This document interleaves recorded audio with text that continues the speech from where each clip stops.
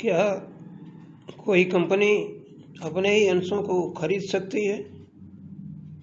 यह 2013 कंपनी अधिनियम पारित होने के पहले उठता था।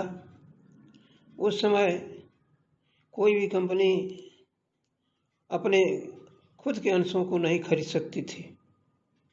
कंपनी अधिनियम 2013 जब पारित हुआ तो उसमें कुछ ये व्यवस्थाएं दी गई कि कोई भी कंपनी अपने इक्विटी शेयर्स को कुछ शर्तों को पूरा करने के बाद खरीद सकती है मार्केट से, या और कुछ जगहों से खरीद सकती है, लेकिन वो शर्तें पूरा करना जरूरी होगा, तभी वो खरीद पाएंगे।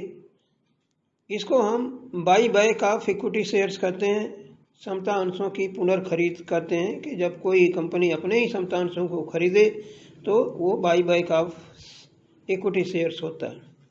कंपनी अधिनियम 2013 की धारा 68(1) के अधीन ये प्रावधान किया गया है कि कोई भी कंपनी अपने अंशों को कहाँ से खरीद सकती है। एक तो वर्तमान अंशधारियों से अनुपातिक आधार पर, यानी एक अनुपात डिसाइड किया जाएगा, एक रेशियो बनाया जाएगा, उसके आधार पर जो प्रेजेंट शेयर होल्डर हैं उनसे खरीदें, या ऐसा नहीं है तो खुले बाजार ओपन मार्केट। ओपन मार्केट का मतलब यह है कि जो स्टॉक एक्सचेंज से जहां इनका सेल और परचेज होता है शेयर का, वहां से खरीदें, या जो अनियमित अंशधारियों के समूह से। अनियमित अंशधारी का मतलब जैसे कोई 10 के बजाय 12-13 रखा है, 27-28 शेयर रखा है, तो उनसे 8 नंबर वाले शेयर का जो है वो खरीद लिया जाए। और इसके बाद स्टॉक ऑप्शन प्लान या स्वीट इक्विटी शेयर्स, ये क्या होते हैं? स्टॉक ऑप्शन प्लान या स्वीट इक्विटी स्कीम के अंतर्गत जो जारी किए जाते हैं शेयर कर्मचारियों को, वो कंसेशनल रेट पर मार्केट से जारी किए जाते हैं। कंपनी ऐसे अंशों को खरीद सकती है। मतलब 68(1) के अनुसार कोई भी कंपनी अनुपातिक आधार पर खुले बाजार से क्रय या अनियमित अंशधारियों से या अपने कर्मचारियों से ही खरीद सकती है, जिनको स्टॉक ऑप्शन प्लान या स्वेट इक्विटी स्कीम के अंतर्गत दिया गया है।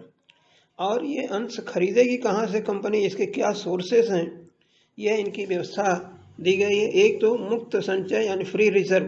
फ्री रिजर्व का मतलब ये है कि जो डिविजिबल प्रॉफिट हैं, जो अंशधारियों में लाभांश के रूप में बांटे जा सकते हैं, जहाँ से उनको हम फ्री रिजर्व कहते हैं, जैसे जनरल रिजर्व है, रिजर्व फंड है, या surplus in statement of profit loss है, इसका ये उपयोग कर सकते हैं। या इनका जो सिक्योरिटी प्रीमियम है, जो शेयर प्रीमियम पर जारी किए गए हैं, उसमें सिक्योरिटी प्रीमियम में अगर कुछ बैलेंस है तो उससे खरीद सकते हैं, या अन्य किसी शेयर की को इशू करके या कोई सिक्योरिटी इशू करके वो कर सकते हैं। जो विशिष्ट सिक्योरिटीज होती हैं उनको इशू करके, तो स्पेसिफाइड सिक्योरिटी जिसको कहते हैं, इसमें कौन सी हो सकती हैं कि एक तो एम्प्लॉइज स्टॉक ऑप्शन सिक्योरिटी हैं, may be notified by central government from time to time, proceeds of the issue of any shares or other specified security। मतलब कि जो प्रतिफल इनको रकम मिलेगी कहाँ से, किसी भी शेयर के इशू करने से या विशिष्ट प्रतिभूतियों के इशू करने से जो रकम मिलेगी उसमें से ये खरीद सकते हैं। तो स्पेसिफाइड सिक्योरिटी का मतलब ये होता है कि इसमें क्या क्या शामिल है। एम्प्लॉइज स्टॉक ऑप्शन या अदर सिक्योरिटीज जो नोटिफाइड हैं गवर्नमेंट द्वारा, सेंट्रल गवर्नमेंट द्वारा, फ्रॉम टाइम टू टाइम। यदि अंशों को फ्री रिजर्व में से यानी मुक्त संचय में से, डिविजिबल प्रॉफिट में से क्रय किया जाता है, परचेज किया जाता है बाई बैक स्कीम के अंतर्गत, तो जो अंशों का नॉमिनल वैल्यू होगा या फेस वैल्यू होगा, उसके बराबर की रकम का एक कैपिटल रिडेम्पशन रिजर्व बनाना होगा। यानी फ्री रिजर्व को डेबिट करके कैपिटल रिडेम्पशन रिजर्व में अमाउंट करना जरूरी है। लेकिन अगर ये किसी शेयर के इशू करके या सिक्योरिटी इशू करके अंश खरीदते हैं तो ऐसी कंडीशन में उनको ये रिजर्व नहीं बनाना है। कहने का मतलब दो तरह के इनके साधन हैं, स्रोत हैं जिनसे ये खरीद सकते हैं। एक तो फ्री रिजर्व या सिक्योरिटी प्रीमियम रिजर्व से, अगर इससे खरीदते हैं तो इनको कैपिटल रिडेम्पशन रिजर्व में अमाउंट ट्रांसफ़र करना पड़ेगा, या फिर जो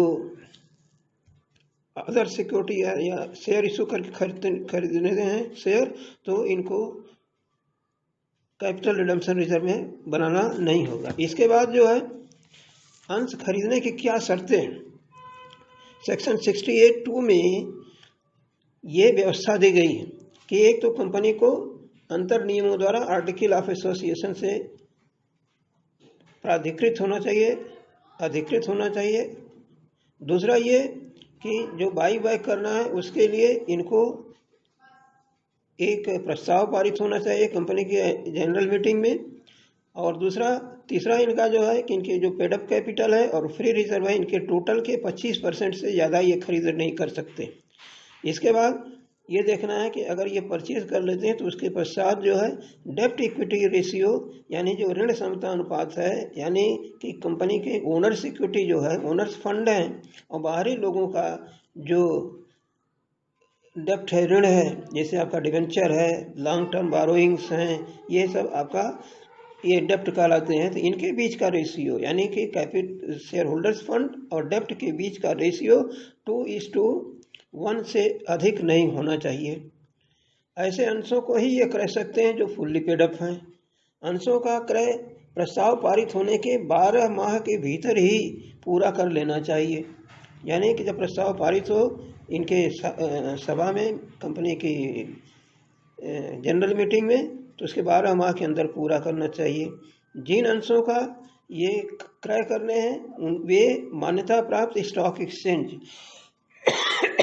जैसे आपके बॉम्बे स्टॉक एक्सचेंज ये सब होते हैं, उसमें ये लिस्टेड हो, वहाँ इनका क्रय विक्रय हो रहा हो, या इसके साथ ही सेबी के जो नियम्स हैं उसके अधीन ये अंश निर्गमित किए गए हों। तो ये 7 जो हैं शर्तें हैं जिसके पालन करने पर कंपनी अपने अंशों को खरीद सकती है। अंश खरीदे नहीं जा सकते कैसे, इस पर प्रतिबंध लगा है। धारा 70 के अंतर्गत कंपनी के अपने ही अंशों के खरीदने पर प्रतिबंध लगा दी गई कंपनी अधिनियम द्वारा।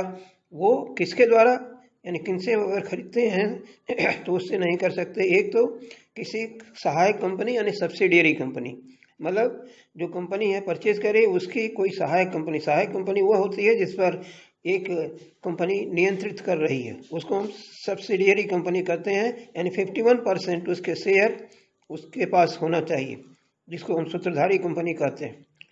तो सूत्रधारी कंपनी अंत से अगर अपने खरीद रही है तो सहायक कंपनी के माध्यम से नहीं खरीद सकती, किसी विनियोग कंपनी के माध्यम से नहीं खरीद सकती, इन्वेस्टमेंट वाले से। और इसके बाद भुगतान के लिए दोषी कोई कंपनी है, अगर कोई कंपनी अपने पेमेंट के लिए डिफ़ॉल्ट घोषित कर दी गई है तो उसके माध्यम से ये शेयर नहीं खरीदे जा सकते। तो ये पुनर्खरीद पर प्रतिबंध लगाए गए हैं। दूसरा चीज़ ये कि जब शेयर खरीद लिए जाएंगे तो उनकी जो शेयर सर्टिफिकेट होगी वो 6 माह के अंदर कंपनी को नष्ट कर देना चाहिए, और 6 माह के अंदर कंपनी कोई अतिरिक्त अंशों का निर्गमन इशू नहीं कर सकती। तो इस तरीके से ये आपके कुछ शर्तें हैं, कुछ नियम हैं जिनके पालन करने पर एक कंपनी अपने इक्विटी शेयर को निर्गमित परचेज कर सकती है, खुद परचेज कर सकती है, जिसको हम बाई बैक ऑफ शेयर्स कहते हैं। अब इसके लिए कंपनी को क्या जर्नल एंट्री करनी पड़ती है? जर्नल एंट्री क्या करनी पड़ती होगी कि अगर मान लीजिए शेयर इशू करके, नए शेयर इशू करके या सिक्योरिटी इशू करके बाई बैक में शेयर खरीदे जा रहे हैं तो शेयर इशू करने की तो वो अलग एंट्री जैसे होती है वैसे तरीके से होगी। लेकिन अगर ये फ्री रिजर्व से शेयर बाई बैक में परचेज कर रहे हैं तो पहले इनको कैपिटल रिडम्पशन रिजर्व में अमाउंट ये ट्रांसफ़र करना पड़ेगा। तो कहाँ के कैसे ट्रांसफ़र करेंगे? एक तो जनरल रिजर्व जो होगा, फ्री रिजर्व फंड हो सकता है, सिक्योरिटी प्रीमियम रिजर्व हो सकता है, स्टेटमेंट ऑफ प्रॉफिट लॉस हो सकता है। इनको डेबिट करके कैपिटल रिडम्पशन रिजर्व को ये क्रेडिट करेंगे। इसके बाद जो पुनर्खरीद के लिए जब ये अमाउंट देना होगा तो उसके पहले इनको डी वाली एंट्री करनी होगी। और डी वाली एंट्री कैसे करेंगे? क्या शेयर एट पार परचेज किए जा रहे हैं या प्रीमियम पर परचेज किए जा रहे हैं, यानी अधिक मूल्य पर परचेज किए जा रहे हैं, या कम मूल्य पर परचेज किए जा रहे हैं। तो अगर मान लीजिए अधिक मूल्य पर परचेज किए जा रहे हैं तो कंपनी को तो लॉस होगा, तो इसलिए यहाँ एक अकाउंट इनका डेबिट हो जाता है, premium payable on buy back of shares account ये डेबिट हो जाएगा जितना अधिक कंपनी दे रही है। इक्विटी शेयर कैपिटल अकाउंट को ये डेबिट करेंगे, जो इनका पेड अप वैल्यू है, नॉमिनल वैल्यू, उसको हम डेबिट कर देंगे। और to equity shares account, to equity shares buy back account को क्रेडिट करेंगे। यहाँ ध्यान देने चीज है ये कि इसमें मान लीजिए अगर एट पार खरीदेंगे तो प्रीमियम नहीं होगा, सीधे सीधे equity shares capital account debit to equity share buy back account.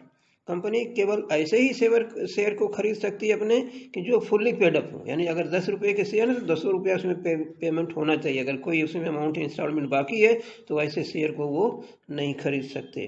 तो इसलिए जितना कैपिटल इनका शेयर कैपिटल क्रेडिट रहा होगा खरीदते समय, वो उतने अमाउंट से आपका डेबिट हो जाएगा। Equity share capital account debit, premium payable on buy back of shares account debit to equity share buy back account. इसके बाद अगर ये छूट पर बाई बैक में परचेज कर रहे हैं, यानी कम मूल्य पर परचेज कर रहे हैं, उनके जो पेड अप वैल्यू है उससे कम मूल्य पर परचेज कर रहे हैं, तो कंपनी के लिए ये प्रॉफिट होगा और ये प्रॉफिट इनका कैपिटल प्रॉफिट होता है, इसलिए इसको कैपिटल रिजर्व में ट्रांसफ़र करते हैं।